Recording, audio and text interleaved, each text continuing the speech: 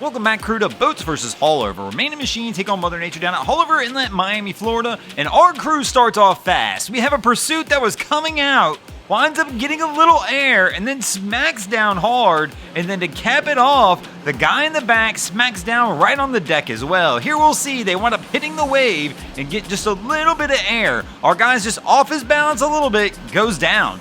Even the worst part of this, his girl kind of looks at him and picks him up like, bro, what are you doing? You're embarrassing me out here. Now, in all fairness to our guy, though, it is a rough day. As you can see in these images, Haulover is absolutely firing today. So it's going to be an interesting day to see how our captains fare as they all step in the ring and try and do battle with the inlet. But here in the first round, with our guy hitting the mat, I'm not going to have any choice but to give the loss to the boats here in the first round.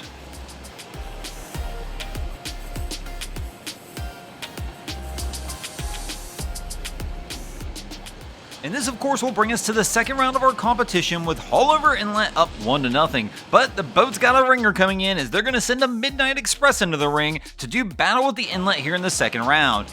Our crew's battling their way toward the mouth of Haulover Inlet, and they almost stuff it there. It looks like they just barely kept it above the water line, but the crew's got the throttles opened up on this one, trying to get their way over there. They have to slow down here at the last moment. It's a heavy following sea. As you enter the mouth of Haulover, you always got to be a little cautious. Captain does just that, backs off on the throttle and gets him in safely, and winds up taking a win for the boats here in the second round. This is going to bring us to the third round of our competition, tied at 1 apiece, and we're going to have a Wellcraft stepping in the ring to do battle with Haulover, and our crew comes blasting their way out. They've got the throttles opened up, the boat's just barely up on plane, which typically is not a bad pace, but it is a rough day, and every boat's going to have to handle this one just a little bit differently. So our crew looks okay so far. They've come out the mouth, but now they're going to hit the heavy rollers, and they are getting absolutely pounded as they move out here, and this Viking's going to do them no favors. We just had a big sport fish go by, and that yacht's wake, here it comes, and man, they wind up taking a huge smack to the face from it. These guys are getting absolutely rocked now that they've got out here into the rollers, and they look pretty good to start with, but it ended awful for this crew. Here we can see in the beginning they look okay. The pace they're holding seems to be pretty good, but once that yacht comes by and they move out into the rollers, it all goes downhill from there. Unfortunately for this crew, they're going to wind up taking a loss for the boats here in the third round, and that's going to give Haulover Inlet an early 2-1 lead.